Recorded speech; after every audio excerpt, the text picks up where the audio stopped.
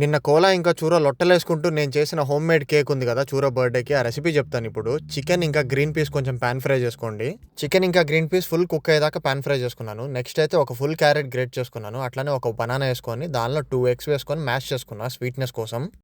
ఈలోపు మీరు వెళ్ళి మీ పప్పిని ఒకసారి పిసికేసి రండి. ఎందుకంటే క్యూట్ ఫెలోస్ మెత్తగా ఉంటారు. అట్లనే ఇప్పుడు దాకా మ్యాష్ చేసుకున్న క్యారెట్, ఎగ్స్ ఇంకా బనానాలో ఓట్ ఫ్లోర్ తీసుకున్నా కేక్ బేస్ కోసం. ఓట్ ఫ్లోర్ థిక్నెస్ సరిపోయేంత వేసుకున్నాను క్వాంటిటీ అయితే. 180 డిగ్రీస్లో 20 మినిట్స్ పెట్టుకున్న ఓవెన్. ఇందాక పాన్ ఫ్రై చేసిన చికెన్, గ్రీన్ పీస్, బ్లూబెర్రీస్ మిక్సీకి కొట్టేస్తే కేక్ మీదకి క్రీమ్ వచ్చేస్తుంది. ఇది మనం తినగలిగే కేక్ కూడా. టెంప్ట్ అయిపోయి మీరు తినేకండి, పిచ్ ఫెలోస్ ఆకలితో ఉంటారు పాపం. Cake ready, cream ready. వాళ్ళు తినగలిగేంత సర్వింగ్ తీసుకొని నేనైతే మొత్తం కేక్ మీద ఇట్లా క్రీమ్ స్ప్రెడ్ చేసేసాను. 3 ఇయర్స్ వచ్చినాయి కాబట్టి బాయిల్ చేసుకున్న చికెన్ పీసెస్ అడిషనల్ గా 3 అనే షేప్ తో పెట్టా. ఇంకొక అన్ఎక్స్పెక్టెడ్ సర్ప్రైజ్ వచ్చింది చూరా బర్త్డేకి. మన సబ్స్క్రైబర్స్ లో పవన్ భాస్కర్ అనే అతని సొంత డబ్బులతో వాళ్ళ ఇంటి దగ్గర ఇండియాలో స్ట్రీట్ డాగ్స్ అన్నిటికీ పెడిగ్రీ తీసుకెళ్లి ఫీడ్ చేశారు. చూరా కోలా మీద ఉన్న ఇష్టంతో మేము ఎవరో యూట్యూబ్ లో పరిచయమైన వాళ్ళ మీద ఇంత లవ్ పెంచుకున్నావు bro. Hats off to you.